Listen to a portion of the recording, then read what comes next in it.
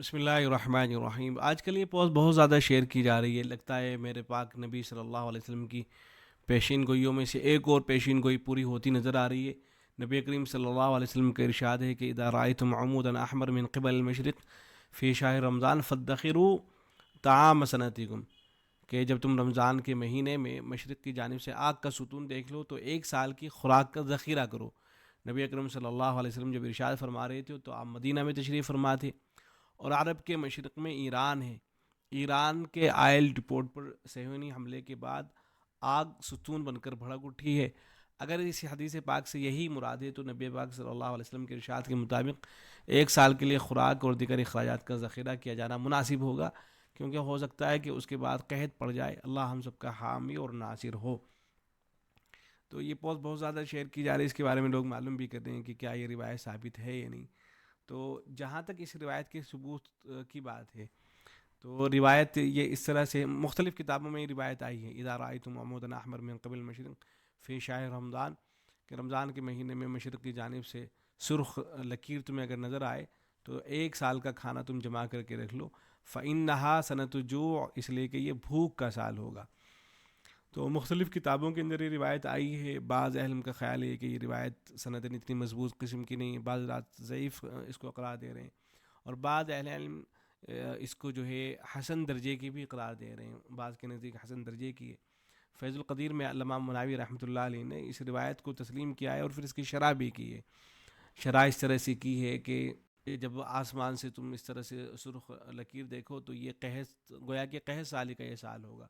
اور اس ساتھ میں یہ بھی بتلایا کہ یہ جو حکم ہے آپ صلی اللہ علیہ وسلم نے جو حکم دیا ہے، در حقیقت یہ کوئی واجبی حکم نہیں ہے، ضروری نہیں ہے، بلکہ گویا کہ ایک طرح سے استحباب پر محمول ہے، یعنی بہتر ہوگا اگر ایسا کر لیں، نہ کریں تو تب بھی کوئی حرج کی بات نہیں ہے۔ اور پھر یہ بھی بتلایا ہے کہ اس یہ جو روایت یعنی جو سرخ لکیر نظر آئے گی، اس میں اس بات کا بھی احتمال ہے کہ یہ صرف ایک سال کے لیے قحط سالی ہو اور آئندہ سالوں کے لیے قحط نہ پڑے، اور اس بات کا بھی احتمال ہے کہ یہ جو حکم دیا گیا ہے صرف اہل حجاز کے لیے ہو، دوسرے لوگوں کے لیے نہ ہو، پوری دنیا کے مسلمانوں کے لیے نہ ہو، بلکہ صرف جو اہل حجاز ہے ان کے لیے حکم ہو۔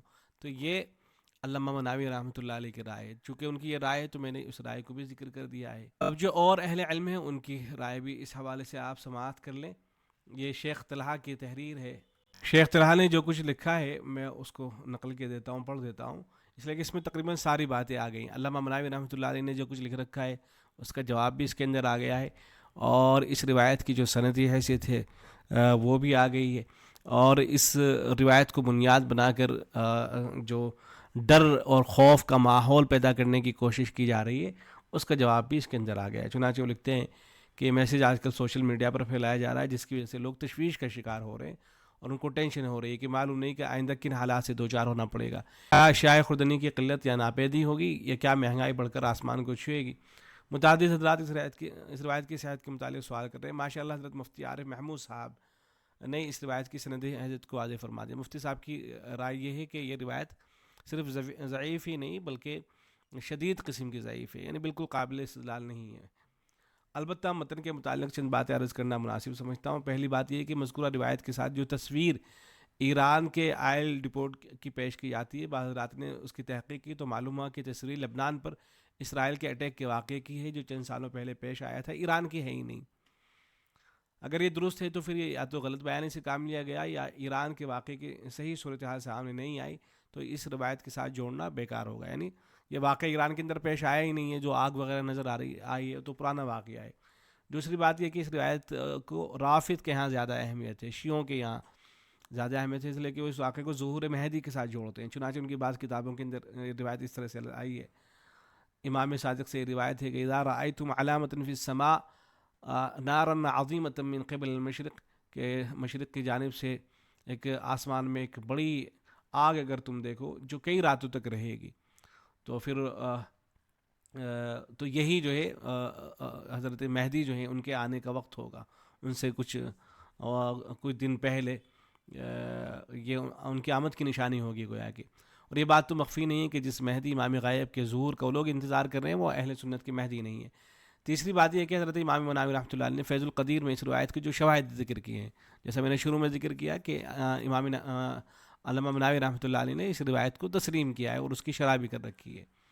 وہ کہتے ہیں کہ جو شواہد ذکر کیے ہیں جو دراصل نعیم ابن حماد کی کتاب الفتن سے ماخوذ ہیں، ان شواہد کو دیکھ کر غالب رجحان یہی کہ ایران کے آئل ریپورٹ کی آگ کو عمود احمر قرار دینا درست نہیں ہے، کیونکہ ان شواہد میں اس کے اوصاف میں ایک بات تو یہ بیان کی گئی ہے کہ وہ سرخ ستون آسمانوں پر دکھائی دے گا، نہ کہ زمین پر ہوگا.